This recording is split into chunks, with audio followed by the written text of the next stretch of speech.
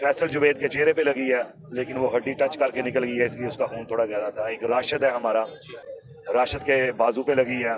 इसके अलावा एक और थे उधर कैंडिडेट हमारे, मैं नाम भूल रहा हूँ उनका, उनको लगी है, खान साहब को लगी है। अस्सलाम वालेकुम जी। इमरान खान पर कातलाना हमले के बाद गुजरात में कारकुन और पीटीआई की क़यादत जो है वो सड़कों पर निकल आई है। हमारे साथ इमरान खान के करीबी साथी चौधरी मुदस्सर रज़ा मछियाना साहब मौजूद हैं, जो उस वक्त इमरान खान साहब के साथ कंटेनर पर भी मौजूद थे। इनसे पूछते हैं कि उस वक्त क्या हुआ, हमलावर किस तरह आया। दरअसल साहब, बड़ा हमें अफसोस है इस वाक़े का, और खुशकिस्मती से इमरान खान साहब की जान भी बच गई है। सबसे बड़ी बात यह है, क्या कहते हैं, और हमलावर किस तरह जो है वहाँ पर आया, क्या हुआ वहाँ पर? देखिए, पहली बात वो क्या कहते हैं कि क्या लिखूं क्या पढ़ूं इस कसीदा अलमिया पर, न मेरी ज़ुबान इस काबल न मेरी आंख दीदावर।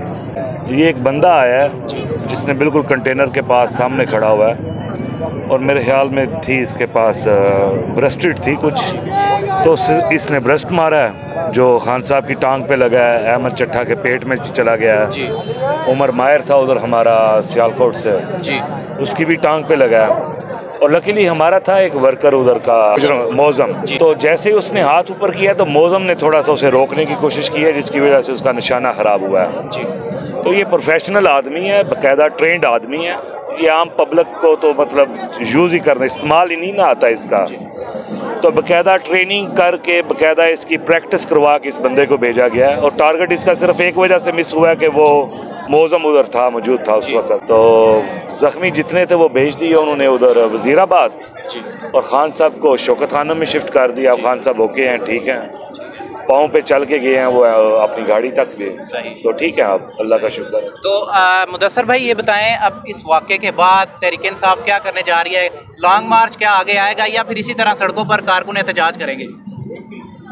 जो हुआ है इससे तो यही लगता है कि ये चाहते हैं हम तहरीक इंसाफ वाले पहाड़ों पे चढ़ें, ये चाहते हैं वो हो जो होना नहीं चाहिए।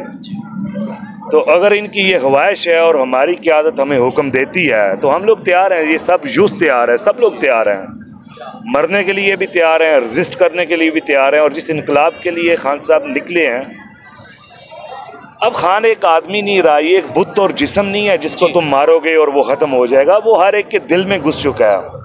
खान, अल्लाह ने उसकी हिफाजत की है। खान हो ना हो, अवाम जाग उठी है, अवाम को वो अपना पैगाम पूरा पहुंचा चुका है। और जितनी अवाम है ये सब जानती है इसने क्या करना है, और करना एक ही काम है, हमने हकीकी आज़ादी लेनी है।